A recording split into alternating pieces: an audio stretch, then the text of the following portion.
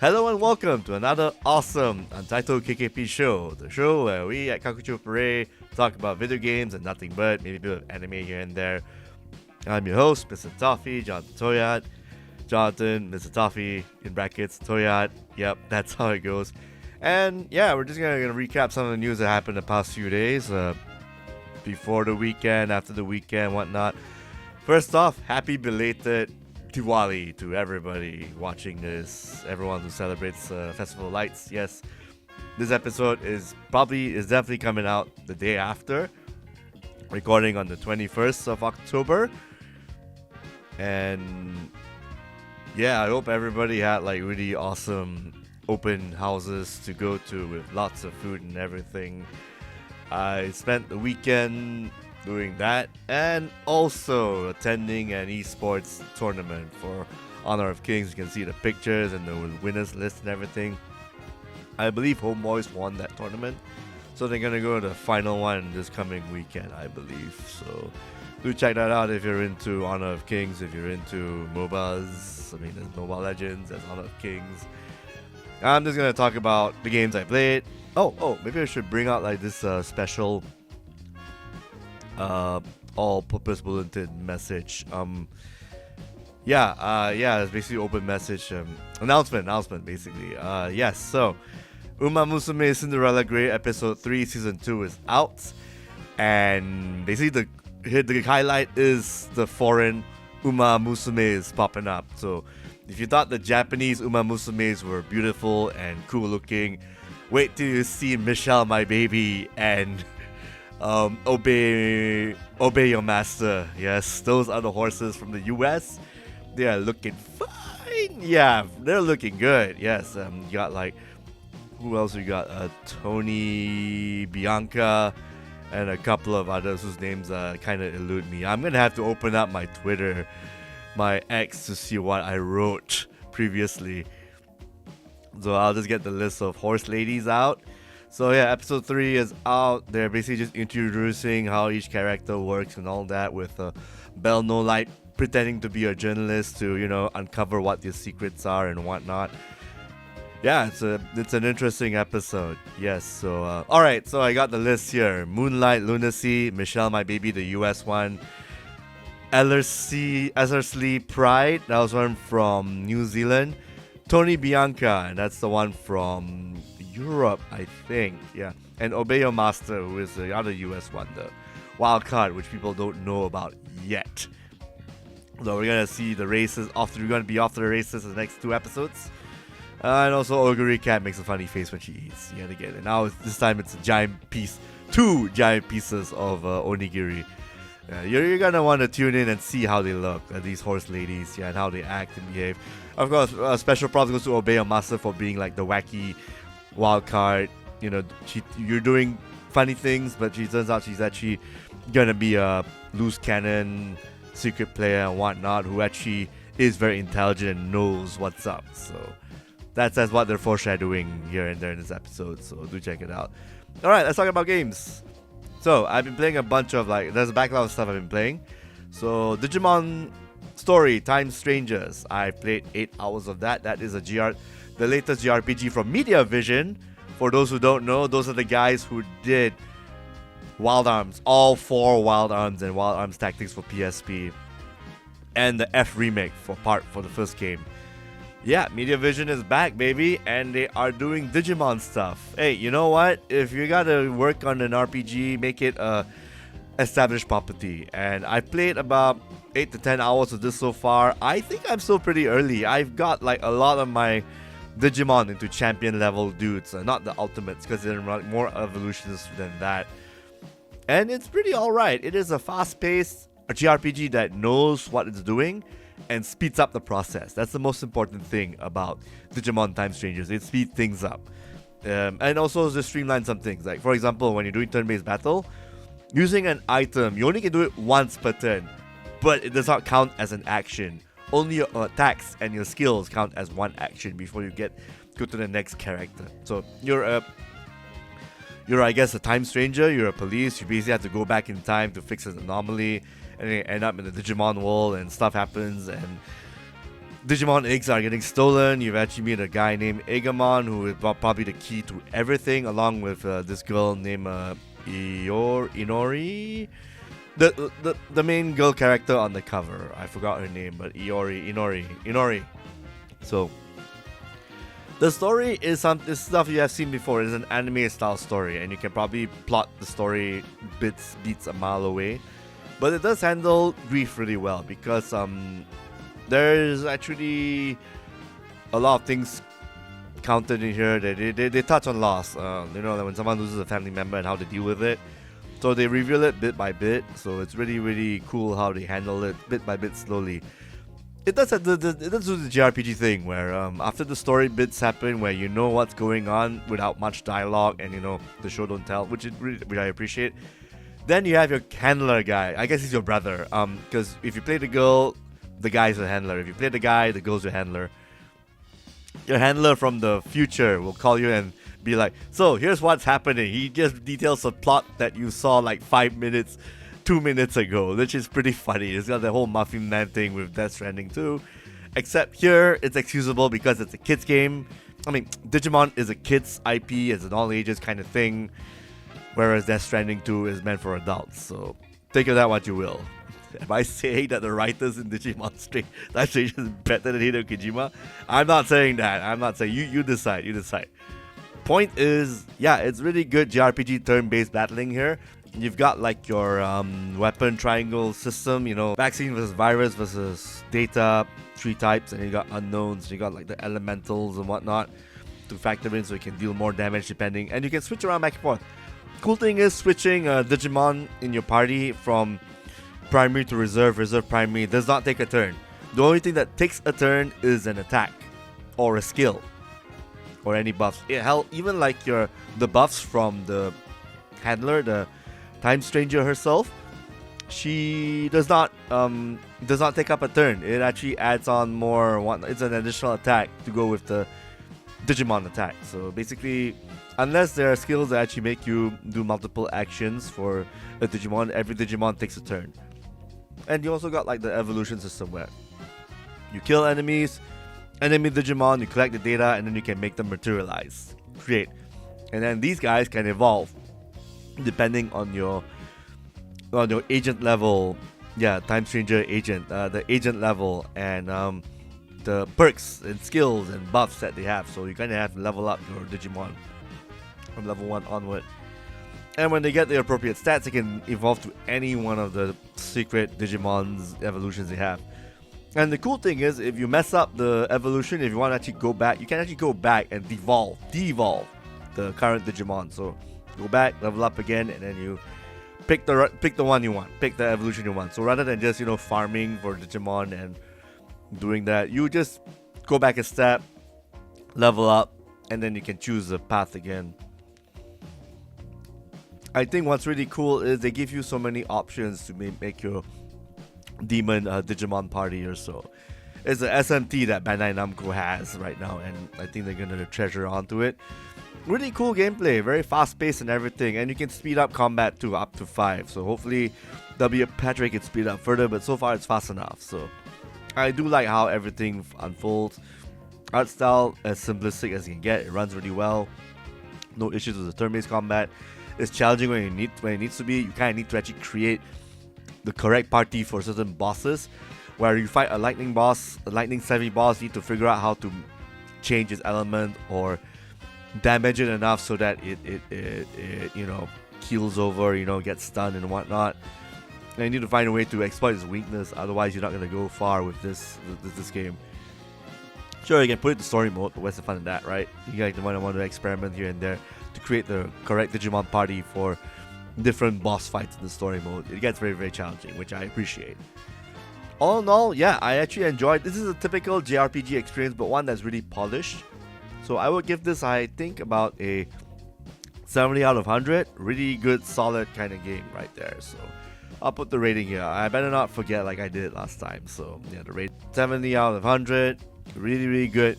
I mean, maybe I'll change my mind halfway through, but so far it is looking towards like a 70 out of 100 kind of game. And I think I got like 20 more hours left to get through this. So yeah, I'm gonna keep powering through. It's a really again, really very rewarding kind of a JRPG experience, especially if not a fan of how they handle the DLC. I mean, that's how Bandai Namco is. That really sucks. But the base game itself, pretty fun. So MediaVision, hopefully, if they can do the cards right, maybe they can go do Wild Arms. Maybe Bandai Namco can buy more PlayStation properties like they did with Hotshot Golf, or they bought Patapon. So they got it from PlayStation Studios. So maybe they can get Wild Arms. Who knows? Who owns Wild Arms these days? I kind of want MediaVision to do a new version of that with Bandai Namco's money. I'm very sure they can do that. So yeah, make it happen, yo. And the other JRPG I've been playing is Final Fantasy Tactics 4 Ivalice Chronicles. I've actually played way more hours into this. I'm at chapter 4. I finished the game before, and I'm digging the voice work so far. I think Ramza sounds a bit off in the start during the flashback, but when you progress further and further, it makes more sense why he sounds like that. The brothers, Dice of Dark, the villains, Elmdor, Falmarv, or the Shrine Knights. Yeah, they sound great. I am loving everything about it so far. As a fan, I'm not sure if you can cater this towards like people who just want to jump into a strategy game that has Final Fantasy Tactics on it. Might be a bit too expensive. Maybe wait for the price to go down. But for a fan like me who've played the PSP version and played the PS1 version a lot of times, yeah, you should go buy this. I do like the quality of life changes where when you fight in the sequence battles, like in Castle Virovana, the most infamous one with the Weegraf and Belial fight, they let you quit out of that fight anytime you want. But of course, you forsake the items and the XP you get in the sequential fight. But at least you can prepare. They give you that option to do that, which is nice. To prepare and whatnot instead of getting stuck in that save. So but they keep the old school aspect where you kind of have to power through it and know what's going on if you don't have a guide. But at the same time, they give you options to power up and then come back in again. Because by chapter 2, 3, you need to start actually unlocking the other jobs. Like the ninja, the samurai, the dragoon. Maybe the calculator. Calculator is not really required until chapter 4. But between 2 and 3, you need the thief, you need the monk. Unlock a bit of geomancer so you can get to the ninja, samurai, and the dragoon. So it actually help you power through some of the bosses along with Agrias and Mustario. Oh, and there's the part where you have to actually equip your chemists with guns. So basically your walking ambulances needs pistols so that they can attack from far and also throw potions at you. And also you might need to have your other hero characters like Mustario and Agrias to get a different job while having their skills from their unique jobs. So you can be more multitasking and more useful. Like for instance, I made my Mustario in the PS1 version into a chemist so he can throw potions at people, while also keeping his machinist gun skills and whatnot. Agrias, I'd rather have her be a knight or a samurai or with a ninja dual wielding thing. So that actually works really well, like having a knight hit enemies twice with your knight sword, which is pretty powerful. So that's really cool stuff you can invest and take your time with doing a lot of the random battles and whatnot. Oh, and when you get onto a map, you can actually just click on the map on the spot of the battlefield so that you can actually initiate a fight anytime you want. So yeah, grinding is easy. And going to get items from different places, when you check every shop, every continent, different state or city, they'll tell you which item you have and whatnot. Oh, and you also got like character profiles, story profiles, stone profiles and whatnot. You get an achievement if you actually look at one of the story items you get in chapter 3, I think. Yeah, chapter 3.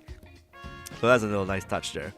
So all in all, this remake, I mean not really remake, it's more like a reprinting, a remaster with new voices and everything, stuff built up from the ground and some new scenes here and there.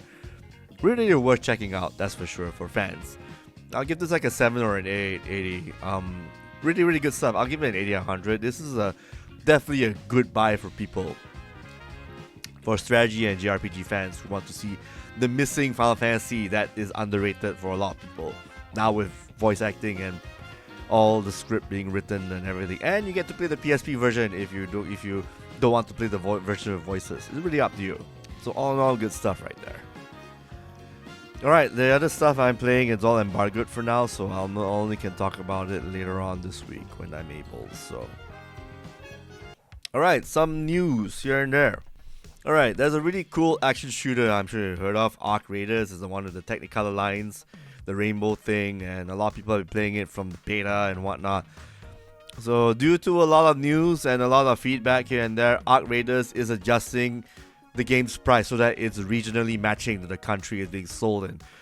So the price will be lowered in countries like Brazil, Chile, China, Colombia, Costa Rica, India, Indonesia, Malaysia, Peru, the Philippines, Taiwan, Thailand, Ukraine, Uruguay, and Vietnam. So Southeast Asia is getting reduced prices for Arc Raiders. Really awesome stuff. Big reason for change is ensure a fair price point for all, which is good. I wish more companies would actually do this, especially SNK, with how much they're charging Hit to Fury, City of the Wolves, and Arc System Works for most of the games. It costs way too damn much in Singapore, Malaysia, and elsewhere, and anywhere in Southeast Asia. So for those who actually paid prior to this change, people who bought this in the listed countries will get automatic refunds. It'll take a few days, but they're gonna get refunds from this. So right now, Arc Raiders cost 134 RM in Malaysia, so that's a very good price for a PvP kind of game you want to get into. It's really fun from what I've heard here and there, so good thing they're reducing the price. So again, other publishers should really take note on regional pricing. There's also some news about Mercury Steam, allegedly on GameDeveloper.com. They are allegedly, allegedly accused of retaliation and forced crunch. The developer of Metroid Dread and Blades of Fire is accused of intimidating and retaliating against employees after demanding they work 10 hours a day, 5 days a week. This has been kind of brewing, there's rumors here and there for Mercury Steam, but I guess now it's being confirmed by Spanish publication 3D Juegos. So, management implemented what is called irregular workday distribution for one group of employees in January 2025, allowing the company to require 1 hour overtime per day. Wow. It later began mandating 10-hour workdays for many employees in May.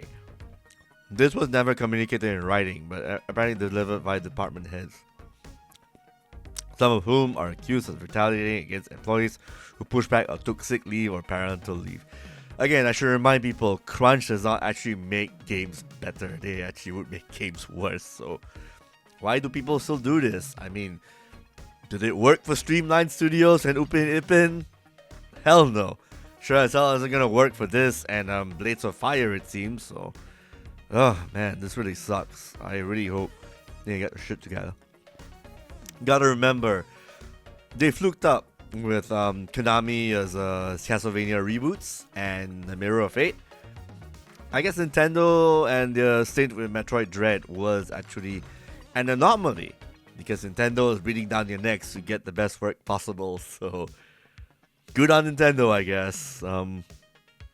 This studio, yeah, get your shit together. That's all I'm saying. Okay, let's see what we got. Okay, some really cool news. Hold on to see if I can get this up. Alright, so SNK Global put up this post, this picture of Tengu Mas and an orange gi character taking it up. So, what we do know is this is an Art of Fighting reference, as you can tell right there. And the guy wearing the orange gi is Ryo Sakazaki. So, two things. Either the old Art of Fighting games are getting a rollback and good netcode, or we're getting news. Oh, well, actually, three things. Second, we're getting news on a new Art of Fighting game. Probably the prequel, which SNK has mentioned they're gonna do. They are planning on doing a prequel to Art of Fighting. You know, when Jeff Bogart was around and Geese was still younger, I guess. And then the second game was supposed to be a Samurai Shodown action RPG. We'll wait for news on that. And the third thing is they could be adding Mr. Karate as DLC as a DLC character in Fatal Fury City of the Wolves. I mean, Rio and Robert made an appearance in Marco Rodriguez's ending in Fatal Fury. So, hey. And Rio was actually a secret boss in Fatal Fury City of the Wolves. I'm sorry, in Fatal Fury Special. So, hey, make of that what you will. He might be a secret boss. Yeah. Free DLC, maybe. Who knows? Free DLC is always good. Yeah. This is promising. So, yeah, looking forward to the big news, SNK. And last but not least, we have some Gamescom Asia 2025 news that happened during the weekend. The keynote is from Glenn Schofield of Striking Distance, Callisto Protocol, Infamy, Dead Space creator. Though I'm not sure after what happened with Callisto Protocol, some may call into question about what his contributions were, and plus it was the first game. He said himself that he wanted to help do a new Dead Space for EA, the new EA that now went private, and a new Call of Duty for Activision. See how that works out. Basically, what he's trying to say is he just give him a bunch of money to be an executive producer and to make some stuff work. Whether it's going to turn out like Striking Distance and Callisto Protocol, we don't know. But anyway, it just shows that this line of work, yes, it's cool that they got him as a keynote, but again, you gotta read between the lines. Producer or director or whatnot, you gotta see what he's it's like that guy who that guy who was at the Build a Rocket studio. He was actually monumental in doing GTA games, and then when he actually did his own studio, that game he did, Mind's Eye, did not pan out because of his leadership. So you tell me what's going on. Maybe it could be like a parallel thing with Glenn Schofield, but who knows? I did review Callisto Protocol. That was it was a beat 'em up gone horribly wrong, where the kills actually end up way too long and the controls are just frustrating and a lot of cheap deaths. Honestly, it's not a survival horror game. It's just a gore fest title, beat 'em up space game. Not anything like Dead Space. I feel that after all these contributions here and there, the other people who actually, the director, all that, actually carried more of the weight for Dead Space. Not just part 1, but part 2 as well. And Marvel Rivals announced a new PvE mode. Zombie mode for Marvel Rivals, yes, is coming to the game very soon on October 23rd. So it'll be the very first PvE mode for Marvel Rivals. And yeah, that's expected considering that the animated Marvel Zombie show came out on Disney+. So yeah, I guess I should give a hand to Gamescom Asia x Thailand Game Show for their first exclusive that people actually care about. So there you go. Clap. Yep. Good job. Took you damn long enough, but good job. Okay. And now we'll get to the Thailand Game Awards 2025, because why I give a clap is because everything else is actually from Tokyo Game Show brought forward into this and Thai Game Show. Gamescom Asia itself for the past few years has been in Singapore, but according to a lot of people, some people here and there, the B2C part, B2B is great. That one is no questions. It's good for business, for people meeting up and gathering together and whatnot, like a E3 in Asia-ish sort of thing. But for the B2C part, it was pretty poorly received. They don't tell you this. It is pretty middling to the point where they need to actually team up with a much more popular event, i.e. Thai Game Show, and because the dates are so close, they might as well work together per se. And it's actually more beneficial for Gamescom Asia and more beneficial for Thai Game Show, because I'm going to level with you here. If Thai Game Show would actually be there, if Thai Game Show and the organizers had more of the networking that Gamescom Asia has together with Gamescom, Thai Game Show could actually do things by itself. But as it stands, they need the network. Gamescom Asia needs the crowd, the partners, the people, basically. So what better way than with a more successful event to team up when it feels like maybe we can't do this on your own sort of thing, which is a good partnership. Yeah, so applaud. I give props to Coleman's and Gamescom Asia for doing this because not many people can go to Tokyo Game Show because of the flight and everything and whatnot.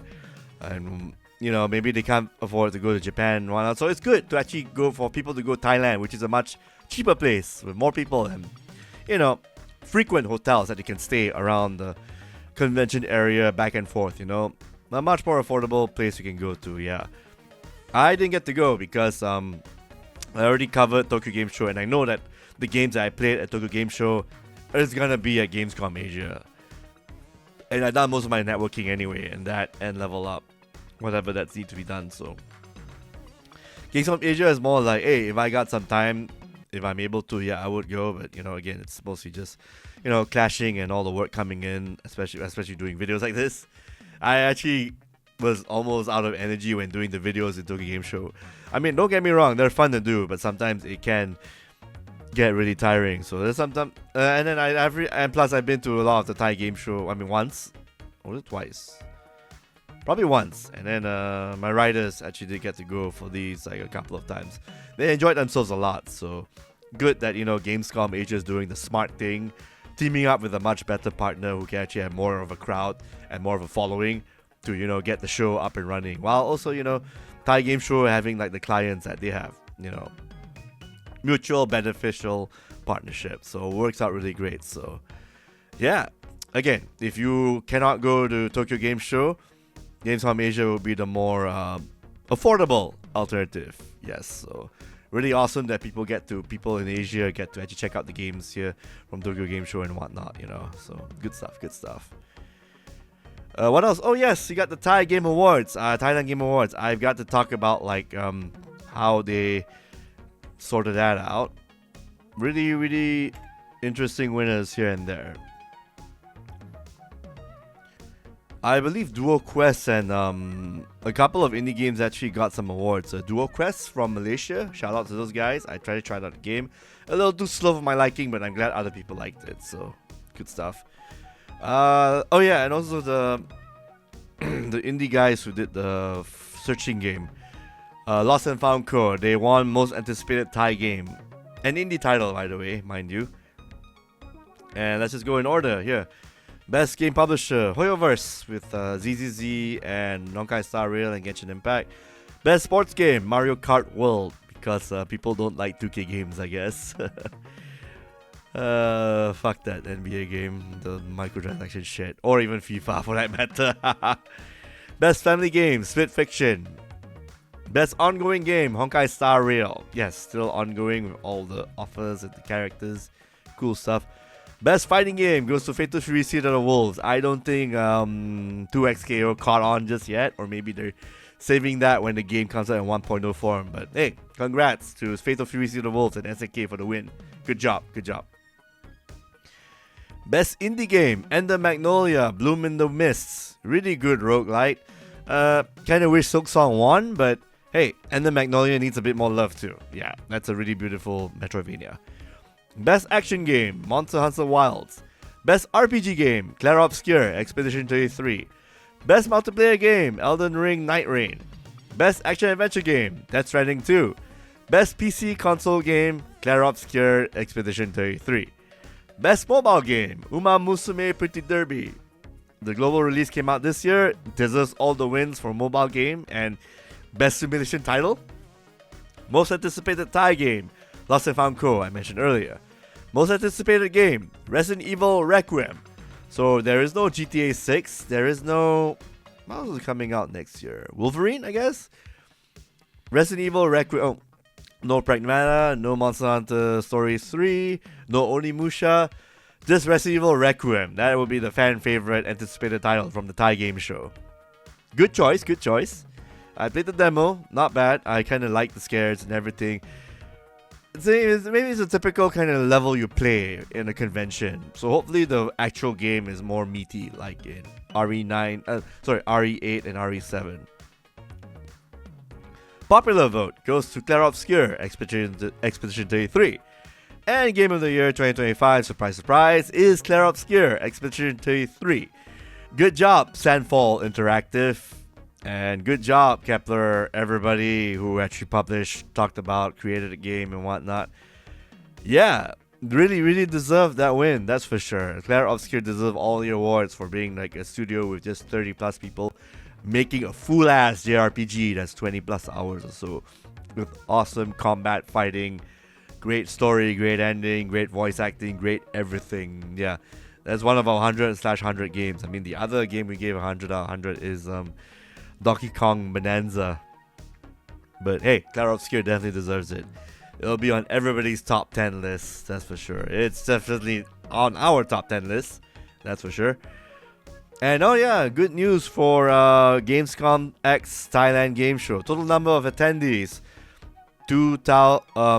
it's a 206,159 attendees. I think probably give a take or so. Those are definitely great numbers for a really overseas kind of 3-day expo or 2-day expo. Yeah, Gamescom Asia could not get those numbers alone for the past few years, so I guess this team up is very beneficial for both parties. So really cool stuff. I guess this partnership bore fruit, and you're gonna have the next one, Gamescom Asia X Thailand Game Show, on 29th of October to the 1st of November 2026. So yeah, good job. You actually get a win. You get a congratulations, Gamescom Asia. You finally got a win. Well deserved, yo. Hats off to you. Took you long enough, but you got a win. So thank you again for tuning in our show. We hope you enjoyed this particular episode. Do subscribe to us if you haven't. Thanks again to everybody checking this out and subscribing to us. We are already at like 100,000 plus subscribers. So yeah, thank you so much for the support. We're just gonna keep doing what we're doing because we love doing that. And yeah, just keep subscribing to us. We're I think about past 140,000, more than we thought we would get. Really, really cool stuff. Very, very humbling. Thank you so much for checking us out. And do tell your friends that we are one of the top Malaysian game writers, reviewers, critique guys and whatnot, newsmakers and whatnot, tackling subjects like games, anime, K-pop demon hunters maybe, who knows. Lots more anime, horse girls, sexy horse girls, yes, okay. Yeah, just hit the subscribe button and all that, the ding dong notification and stuff, and we'll see you next time. Peace.